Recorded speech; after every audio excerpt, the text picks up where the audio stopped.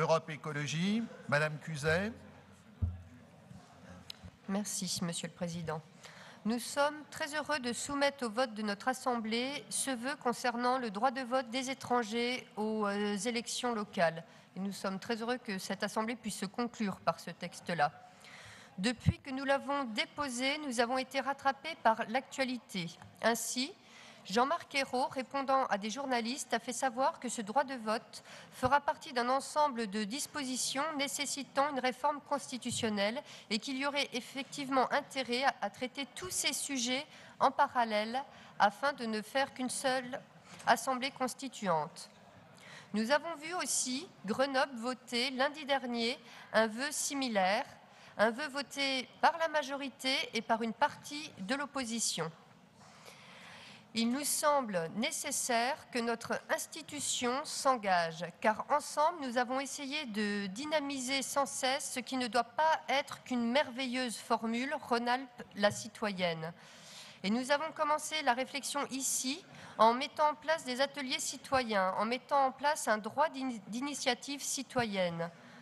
Ce droit d'initiative citoyenne a d'ailleurs été repoussé au contrôle de légalité car nous l'avions ouvert aux résidents étrangers justement.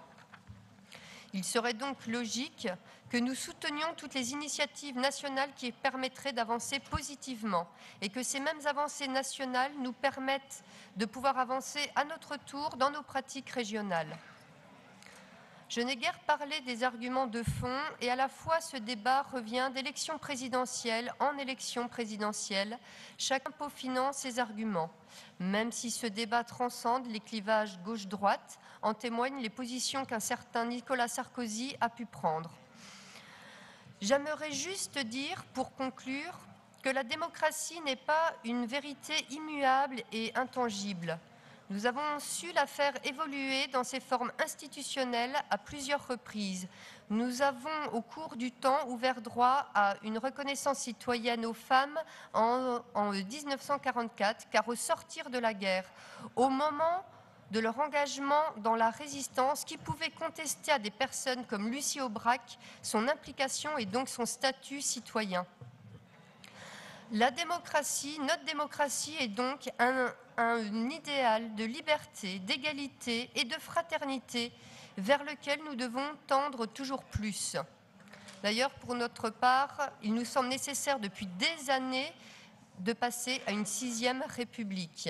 Mais pour ce qui est d'aujourd'hui, s'approcher un peu plus de cet idéal passe par la reconnaissance civique de millions de personnes qui vivent, travaillent, s'impliquent, paient des impôts sur nos territoires et que nous ne pouvons plus tenir à l'écart de la gestion de ce quotidien que nous partageons ensemble. Je voudrais juste faire une petite aparté pour dire aussi qu'il nous semblerait nécessaire que les suites données aux vœux que nous pouvons voter dans cette Assemblée puissent nous être données, que l'on sache ce qui a pu être fait à la suite de nos votes. Je vous remercie. Merci, Monsieur Gollnisch.